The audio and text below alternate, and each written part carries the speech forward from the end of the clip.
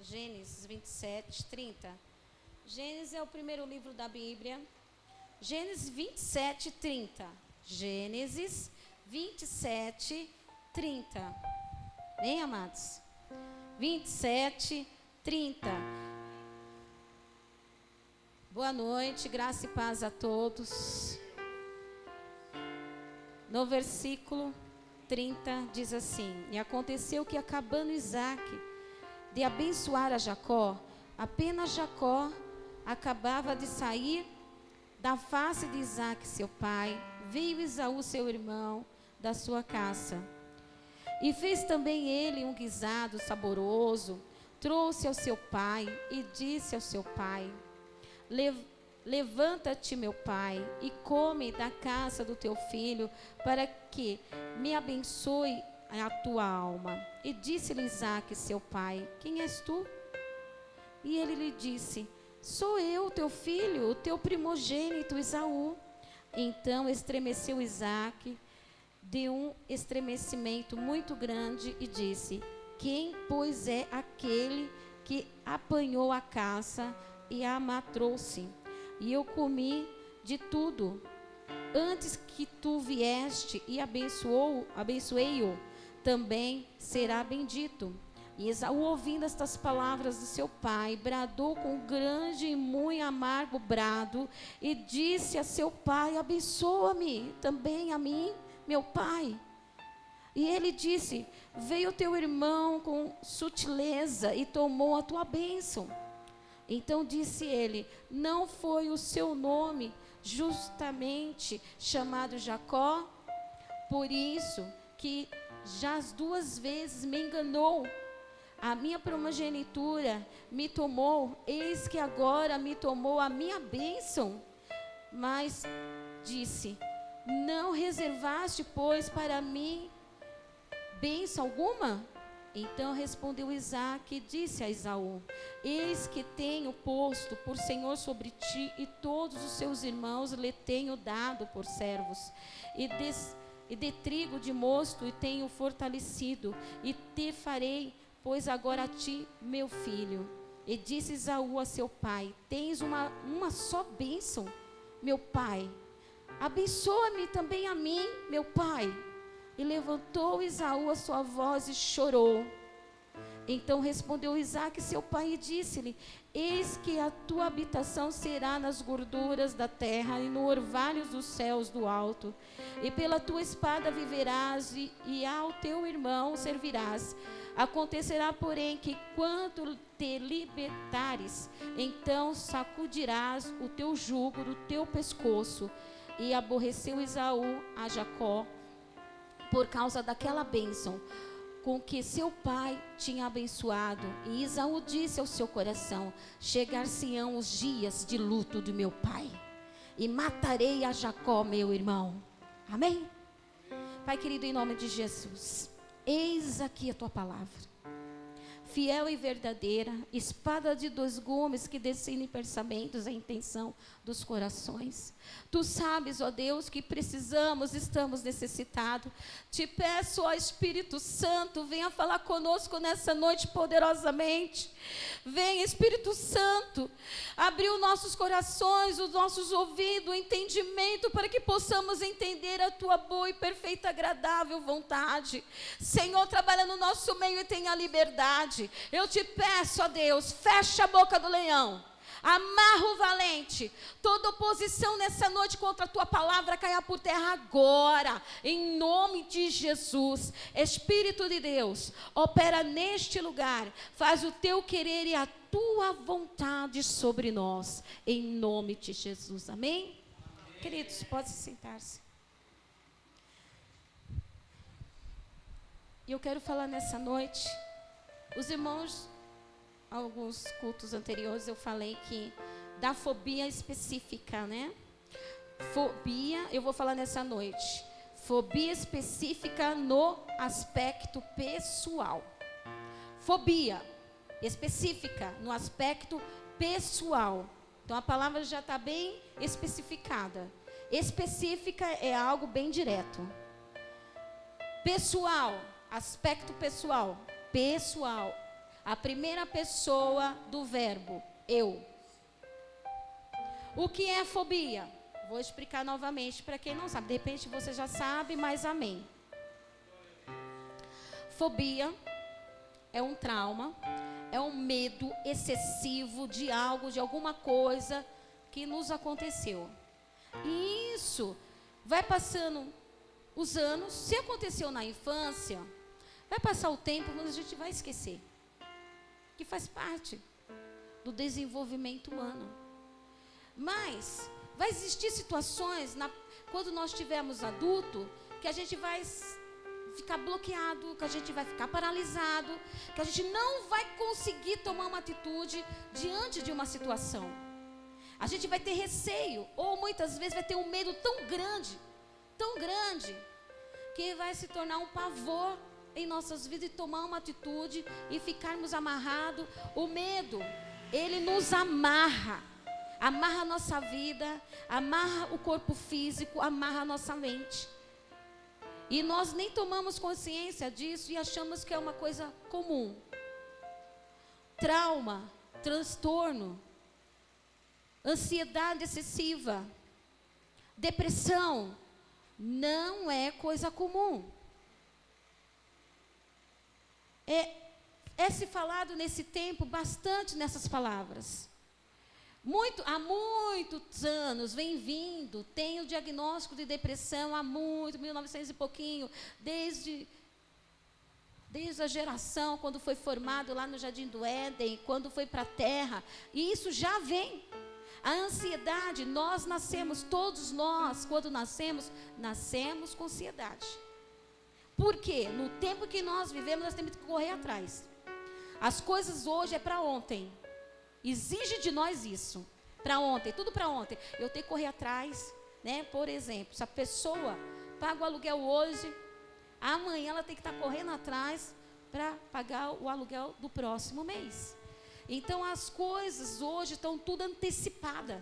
Nós temos que estar antecipando o dia, temos que estar antecipando o pagamento, temos que estar antecipando as atitudes. Todas as decisões têm que ser antecipadas, já tem que pensar lá longe, lá depois. Por quê? Isso vai causando o quê? Um grau de ansiedade, de preocupação. Mas Jesus disse, não andeis ansiosos por coisa alguma. Sim, é verdade. Mas no tempo que nós estamos vivendo, na velocidade das informações, você não tem mais tempo. Né? As pessoas já param e falam, eu não tenho tempo mais, nem para mim mesmo. Aqui, nesse texto, nessa narrativa, fala de 2 irmãos, família, porque hoje é culto da família. Fala de Rebeca, de Isaac, Esaú e Jacó. Jacó, ele, não sei se a natureza, né, da formação dele, já foi mais um espertinho. Tem irmãos que são mais espertinhos, né, do que os outros, não tem? Tem. Na família sempre tem. Então Jacó preparou um prato de lentilha e ele estava muito de olho na bênção do irmão, na primogenitura, porque ele desejava ser o mais velho. Nasceu do mesmo útero, da mesma mãe, no mesmo tempo, mas ele não nasceu primeiro, só esse fato. Era o motivo da intriga entre os irmãos. Se você for parar para pensar, para mim e para você, não tem significado nenhum, não tem importância. Mas para Jacó, e isso era fundamental. Ele não ter nascido primeiro. Ele tinha que ter nascido primeiro, sabe? Tipo assim, eu que devia estar no lugar de fulano. Eu que devia estar no lugar dela. Eu que devia estar no lugar do meu irmão. Eu que devia estar recebendo a bênção. Eu que devia estar mais abençoado. Eu que devia ter um casamento abençoado. Eu que deveria ser curado. É eu. Tem pessoas assim? Tem. Vocês já ouviram falar de fobia familiar? Tem 100 tipos de fobias. Eu disse em alguns cultos anteriores, 100 tipos de fobia. De tudo quanto é jeito que você possa imaginar. E o que se encaixa aqui é a fobia social. Por quê? Entre os irmãos, entre a família. Provavelmente, Esaú não se dava com Jacó. Havia ali uma pequena desavença desse fato.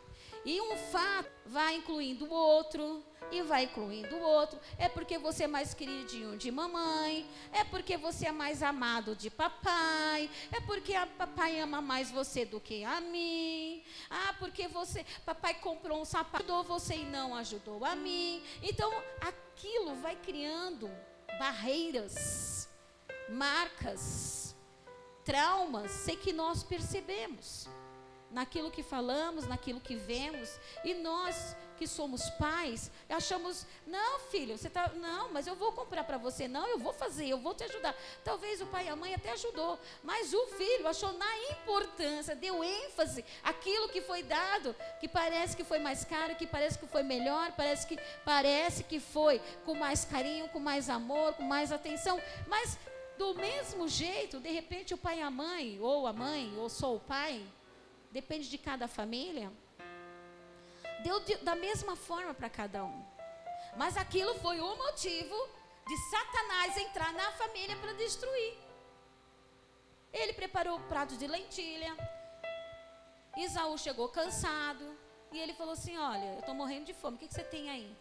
Aí Jacó falou assim, olha, eu tenho aqui uma sopa, tenho um guisado aqui, tenho uma carne assada que eu fiz para o meu pai. Não, mas você não pode dar um pouquinho para mim? Você não pode me ajudar um pouquinho? Só um pouquinho? Aí ele falou assim, tudo bem, eu vou te ajudar. Não tem aquele ditado, toma lá, dá cá? Então vamos lá, eu vou te ajudar, você vai me ajudar. Se eu te der esse prato, você me dá a sua primogenitura? Aí ele falou, tudo bem, que me vale a primogenitura se eu estou morrendo de fome. Você quer? Ah, toma, vai. Eu que nasci primeiro, mas você quer? Isso é importante para você? Toma. E Jacó pegou, falei, espiritualmente falando, meu irmão, ele pegou para ele. Nem que o irmão Esaú nascesse primeiro, não tinha como voltar atrás isso, voltar por útero. Não tinha como. Mas o acordo de palavras valeu muito mais. Porque a palavra de Deus fala, tudo que é ligado na terra é ligado no céu. Houve ali um pacto ali. Então Esaú passou a primogenitura e comeu a comida, não deu importância para aquilo, não deu significado, que aquilo que para ele tanto faz como tanto fez, porque ele estava cansado, porque ele estava com fome, porque ele estava precisando de se alimentar. E muitas vezes quando nós estamos precisando, nós não ignoramos os sinais que a nossa mente está mandando para nós. Olha, toma cuidado, olha, você não está bem, olha o que está acontecendo, mas você ignora, né? Você sabe que a ansiedade tem os gatilhos que aciona a ansiedade? A fobia tem os gatilhos que aciona a fobia? Ninguém tem fobia por acaso. Mas todo ser humano tem um tipo de fobia. Tem medo de alguma coisa. Tem medo, como eu disse, de aranha. Tem medo de ficar sozinho. Eu tinha medo de ficar sozinha. Quando eu tinha meus 12, 13 anos, minha mãe deixou em casa de família. E a família ia trabalhar e eu ficava lá limpando a casa, lavando roupa, lavando banheiro, empregada doméstica. Mas não era uma empregada doméstica que tinha salário, eu estava lá só pela comida, porque minha mãe falou assim, Valéria, você quer o quê? Você quer estudar ou quer comer? Eu morava com a minha avó. Era privações, faltava comida, não tinha comida suficiente. Aí, falei, tá bom mãe, pelo menos na casa de família você vai se alimentar. E eu deixei de estudar. Eu fui terminar meu ensino fundamental, que eu estava falando para a irmã Irene, com mais de 30 anos de idade. É muita coisa, meu irmão, é muito tempo perdido. Só que quando você está preso, quando você está escravo por uma situação, você não consegue ver a dimensão daquilo que está te roubando, do prejuízo que você está tendo. Jacó não sabia que o prejuízo ele ia ter. Ele não sabia que nunca mais ele ia ver o pai e a mãe. O dia que ele saísse da casa de seu pai e fosse para a casa do seu tio, irmão de sua mãe, nunca mais ele ia ver o pai e a mãe. Olha o prejuízo familiar que aquilo causou. O que Esaú fez?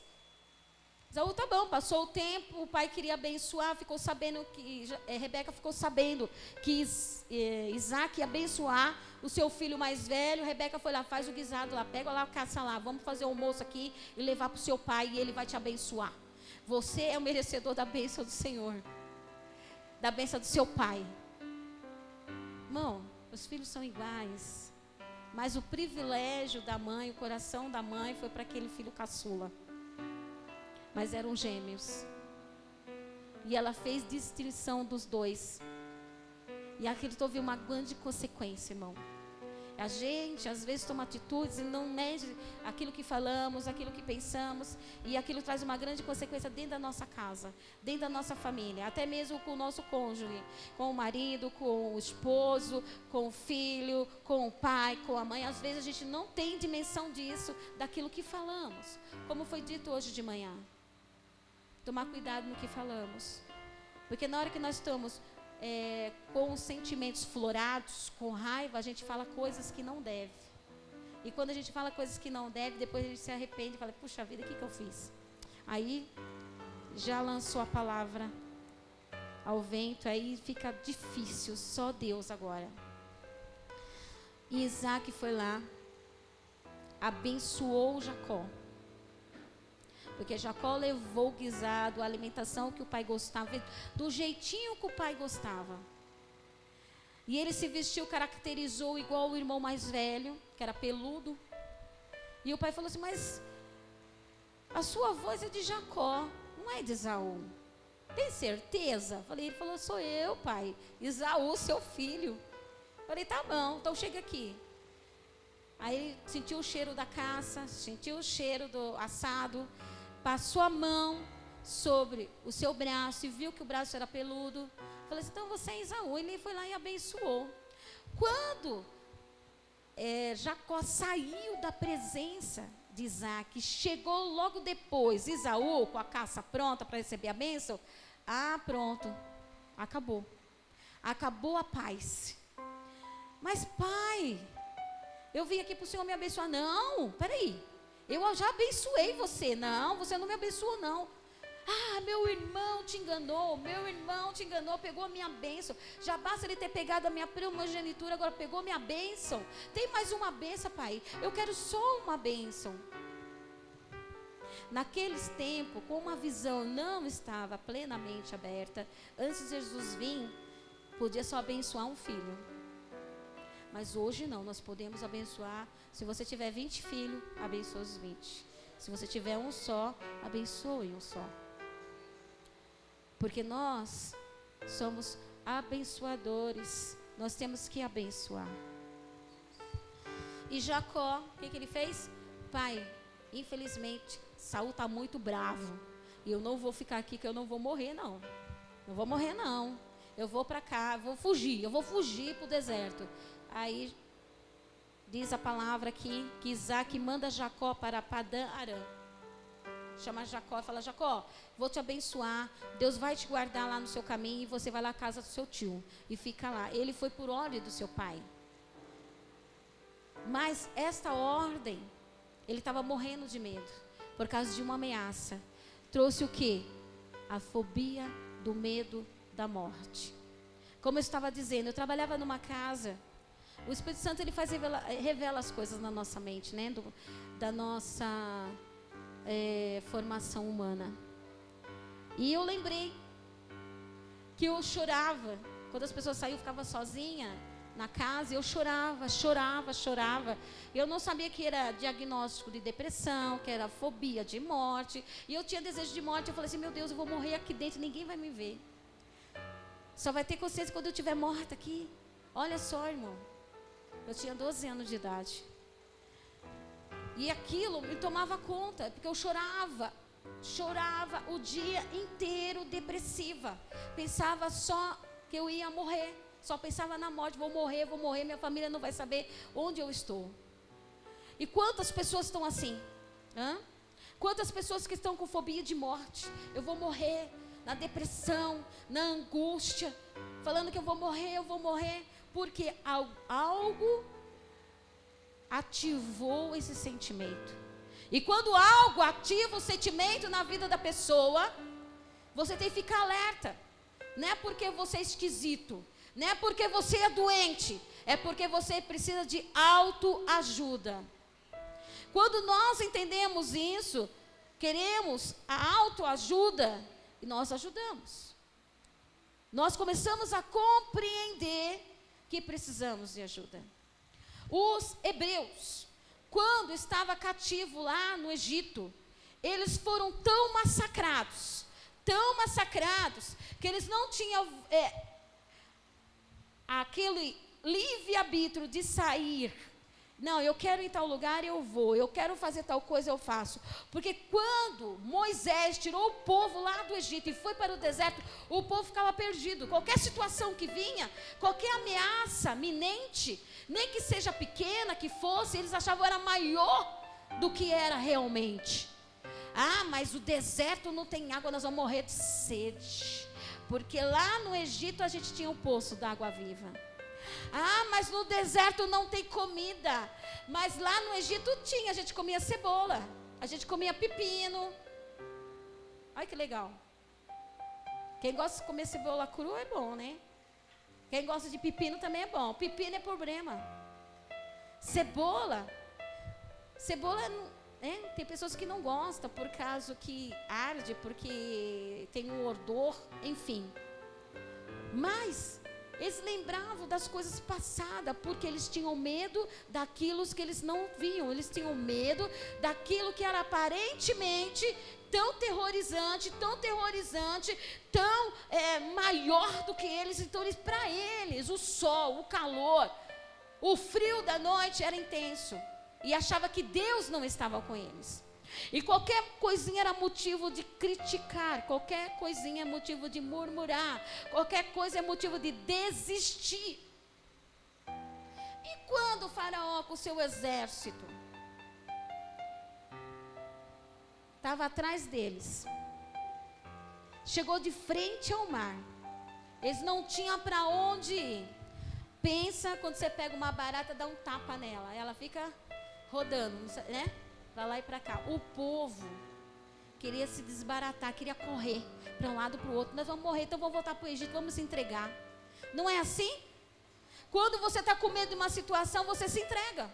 Tem pessoas que se entregam para o medo, se entregam para a situação, se entregam para a morte, se entregam para o desafio. Não enfrenta o desafio, não enfrenta a oposição. Eu vou enfrentar a oposição? Eu vou me levantar? Eu não, eu tenho medo. O que pode me acontecer?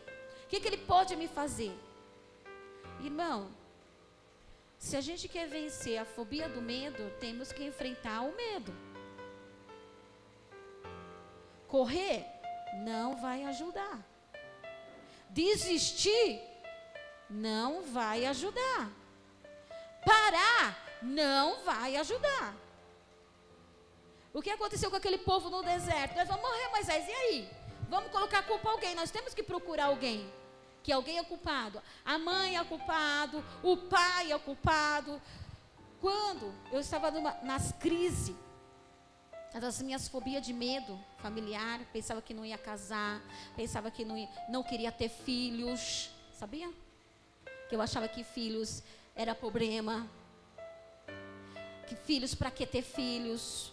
Eu tinha medo de ter filhos, que não saber cuidar, não ser mãe, não saber fazer as coisas como deve fazer. Bom, ser pai e ser mãe não tem cartilha não, viu? Você aprende dia a dia. Ser filho não tem cartilha, né? Aprende no dia a dia. Temos a cartilha sim, meu irmão. Está aqui, ó, a Bíblia, a palavra de Deus. Está aqui a cartilha para nós. E temos o Espírito Santo que nos ensina. E cada dia nós vamos aprender dos desafios. Os desafios para a gente enfrentar. Moisés falou: Senhor, e agora? O que eu faço com esse povo? Esse povo está amedrontado. Já ouviram falar síndrome do pânico? Transtorno? Assim estava aquele povo. O povo saiu do Egito, da escravidão, mas a escravidão não saiu da mente deles. O Egito saiu fisicamente deles, mas psicologicamente, emocionalmente, não saiu do seu psico, continuava nas suas mentes, porque as mentes eram escravizadas. Quando nós temos uma mente escravizada pelo medo, pelo terror, pelo síndrome do pânico, tudo é pavor, é doença. Nossa, meu Deus, vou morrer. Síndrome do pânico. Porque se sofreu algum trauma lá na infância? Lembra que eu falei para vocês que eu ia falar do meu trauma? Né? Eu juntei dinheiro para tirar carta, né? Aí eu falei assim, não vou conseguir não. Gente, que medo. Que medo. Aí o pastor tentou, né, para que eu pegasse na direção do carro. Eu falei, nossa, que medo, que pavor. Que pavor, por favor, vou bater o carro, vou morrer. Sabe aquele negócio que vou morrer? Eu falei, tá quebrado isso na minha vida.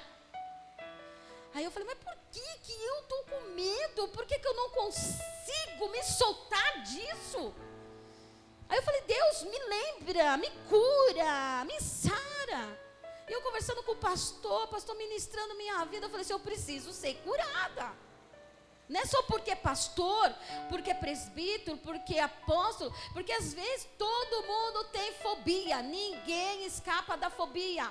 A fobia só não pode ser exagerada, severa, que toma conta do seu corpo físico, da sua mente, que você não tem mais controle.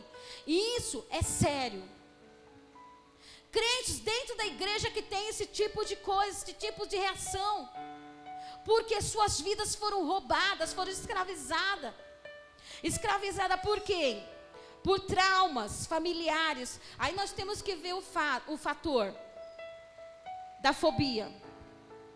Os gatilhos, fatores: genético, histórico familiar, trauma, fome, passou fome, violência doméstica, violência na escola, violência na rua, agressão verbal, agressão física, abandono, separação, mulheres violadas, mulheres agredidas, homens violados, crianças violadas, tiraram sua pureza, sua inocência, rejeição de ventre, marcas de depressão, discriminação socioeconômica, doenças, mortes, perdas precoces.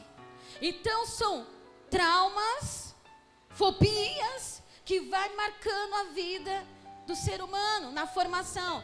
Tudo isso começa do quê? Na infância, meu irmão.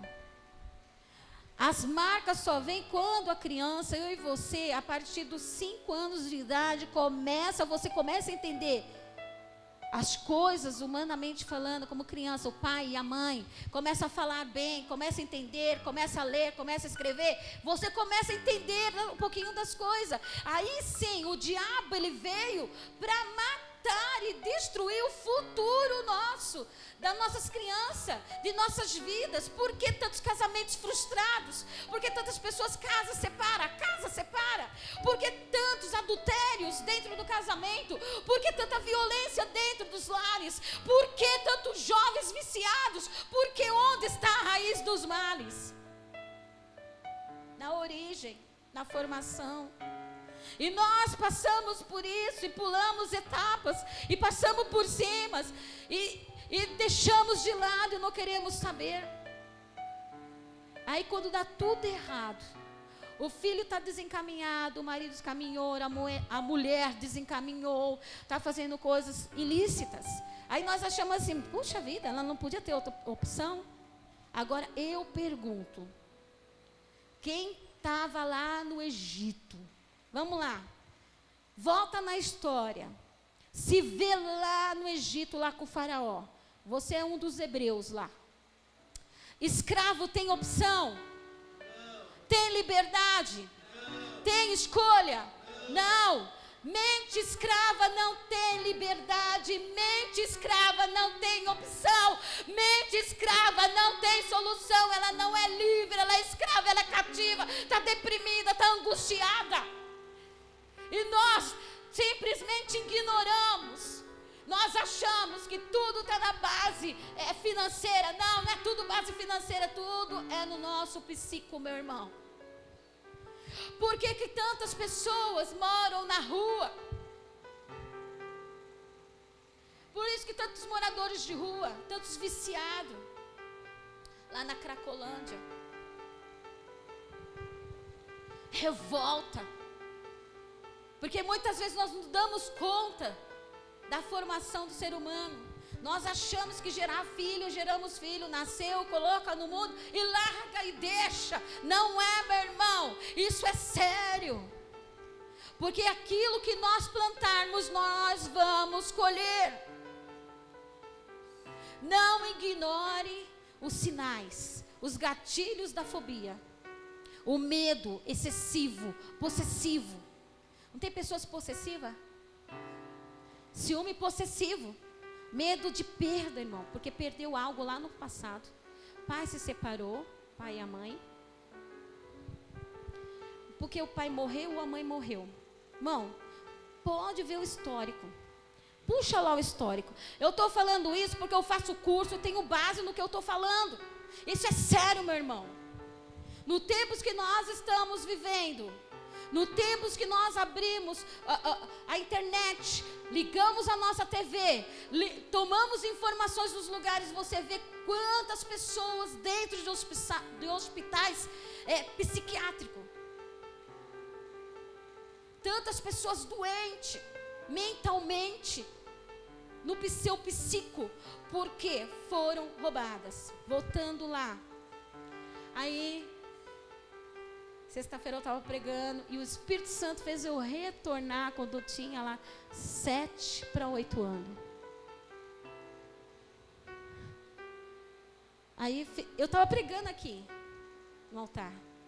E o Espírito Santo me levou um dia de madrugada. Meu pai coabitava com outra mulher.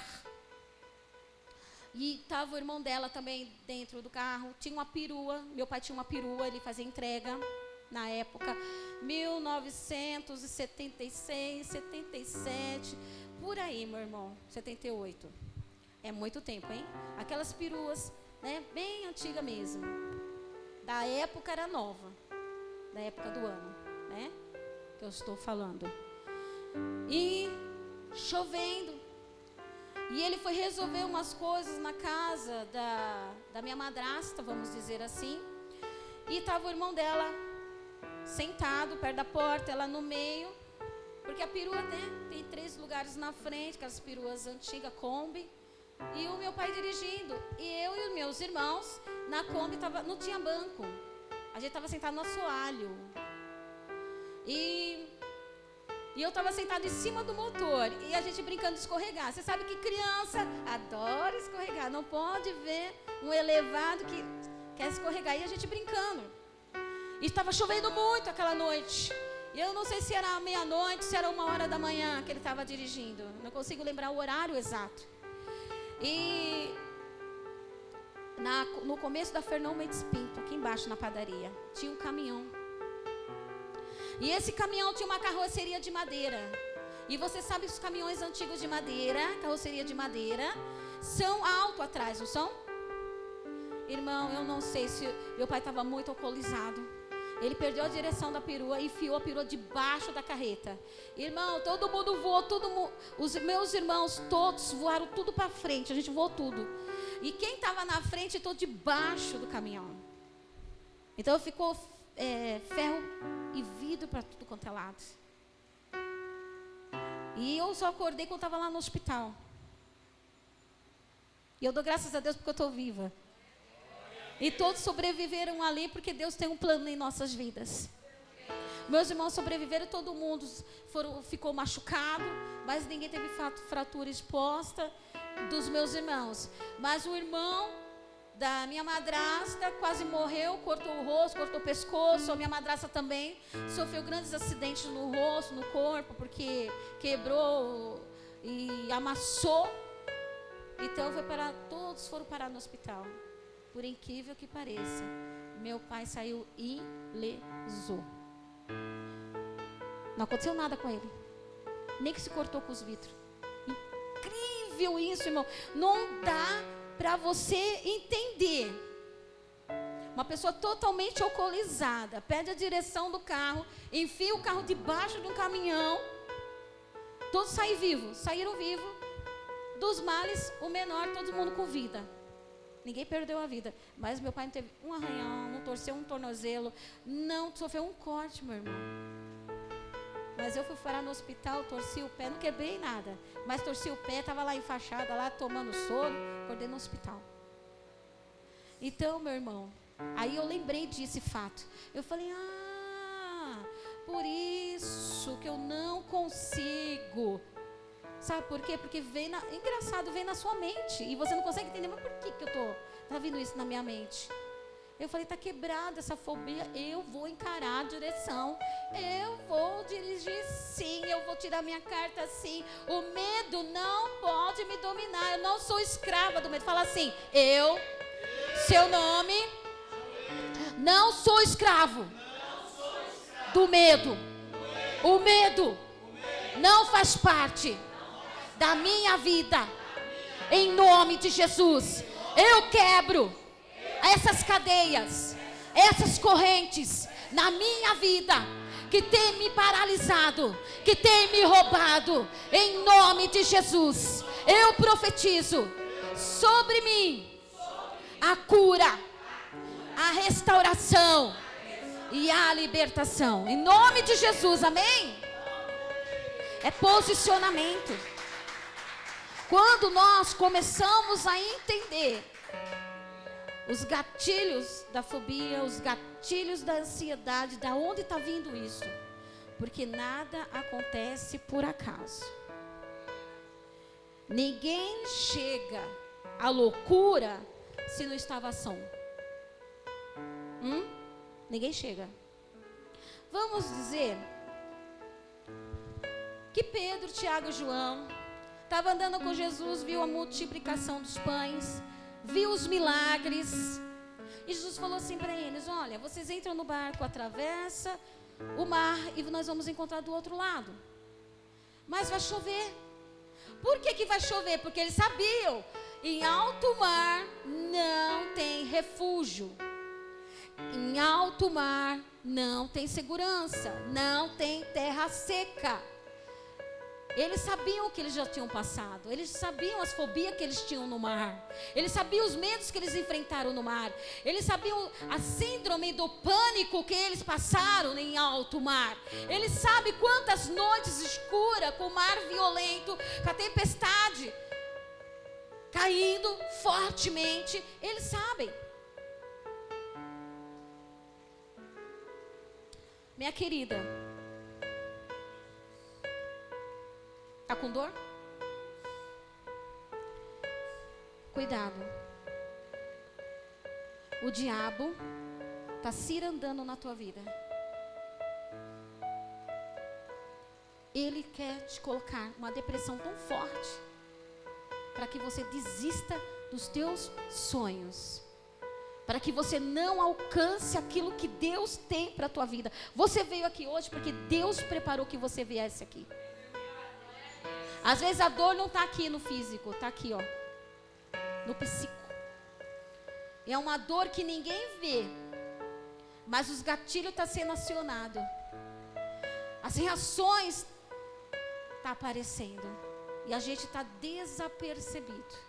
Quer ver uma reação minha? Vou falar de mim. Uma certa vez,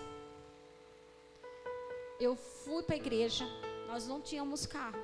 Estava eu, o pastor e o meu filho mais velho no carrinho de bebê.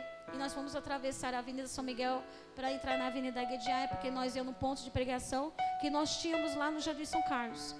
E, irmão, eu só desci da calçada. Na hora que eu desci, eu estava com o sapato baixo, não estava com salto. Eu virei meu pé. Eu só virei assim, ó. Virei, do jeito que eu estou fazendo assim. Irmão, eu não conseguia mais colocar o pé no chão. Eu fui assim, ó, mancando, até a casa da irmã. sem condições de andar. E para voltar, meu irmão, com o negócio doendo, ficou uma bola, inchado, meu tornozelo. Coisa mais horrível. Aí o pastor falou assim: vamos liberar a cura? Vamos. Então vamos citar os nomes. E eu comecei a falar, para ser curada. E aquilo passou. Olha que legal. Passou. Eu andava de salto, corria, descia, subia. Passou. Passou-se os anos. Isso foi em 2008. Não, 2008 não. 1998. Muitos anos, hein? 1998. Aí, em 2018, eu estava vindo do serviço, sandália baixa, porque pegar ônibus, metrô de salto não dá, né, irmão? Só para quem tem muita perna, né, para aguentar ficar de pé e andar e pegar ônibus e metrô lotado. E eu estava de sapato, sandália baixa. Eu estava descendo na rua de casa. Faltava 2 casas para chegar no portão da minha casa. Irmão, eu não tropecei no vento e não virei o meu pé. E o meu pé não inchou? Ficou uma bola enorme no meu tornozelo. E para me levantar daquele chão, irmão, era uma dor tão grande no meu músculo, tão grande, eu pensei, eu queria ver meu pé. Eu não consegui, eu fiquei lá chorando no asfalto. Eu falei, meu Deus, e agora? Socorro, socorro, me ajudem, me ajudem. Eu não conseguia ficar de pé, de tanta dor no meu pé. Eu falei, quebrei meu pé, pronto, quebrei meu pé. E não tinha fratura exposta. Mas a dor era tão grande que eu não conseguia mais colocar o pé no chão. Aí o que eu fiz? Fui de um pé só, pulando até o portão. Aí comecei a bater no portão, bater no portão. E eu comecei a gritar, socorro, socorro, socorro. Aí todo mundo saiu correndo, o que está acontecendo? O que está acontecendo? Abriu o portão, me ajudem, me ajudem, me ajudem, me ajudem, me ajudem, meu pé, meu pé. Aí me pegaram, né, os meninos me pegaram, me levaram para casa, me deitaram no sofá, me pegaram no colo, né, me levaram, me deitaram. Aí o pastor veio, o que aconteceu com você? Como é que é esse negócio? Irmão, é o gatilho. É os gatilhos da fobia, da ansiedade, do medo, dos transtornos em nossas vidas, que muitas vezes está oculto no nosso subconsciente e nós ainda não estamos totalmente curados. E isso vai se manifestar fisicamente no teu corpo. Por que o joelho dói? Por que as costas doem? Por que tem tendinite? Não é? São sintomas. Aí o pastor falou, quer que eu leve você no hospital? Eu falei, não vai me levar no hospital, porque eu não quebrei o pé. Então você tem que rever o que está acontecendo. Aí comecei a rever. Eu falei, Senhor, fala assim comigo, vai, põe a mão no teu coração. É pedagógico isso, hein? Quando a gente fala e repete, é para o nosso subconsciente, amém? Presta atenção. Fala assim, Senhor, ministra sobre mim a tua cura. Ministra sobre a minha vida a área que está afetada pela fobia, do medo. Senhor, eu não quero sentir dores musculares, dores no meu corpo, reações psicológicas. Em nome de Jesus, faz eu lembrar de algum fato, de algum trauma que aconteceu na minha vida, que eu não lembro. Mas tu sabes de todas as coisas, porque hoje eu libero a cura sobre a minha vida, sobre os meus traumas, sobre os meus medos. Eu não tenho medo de ficar sozinho.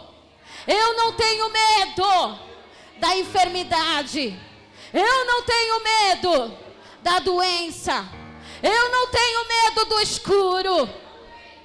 Eu não tenho medo daquilo que eu não vejo. Eu não tenho medo das coisas futuras. Eu não tenho medo da entrevista de trabalho. Eu não tenho medo de falar em público. Eu não tenho medo de orar, de pedir, de clamar ao Senhor. Eu não tenho medo. Se me faltar alguma coisa, eu não tenho medo, porque eu sei em quem tenho crido. Eu sei que todas as coisas cooperam para o meu bem. Eu sei que tudo posso naquele que me fortalece. Amém? Amém? Diga ao fraco: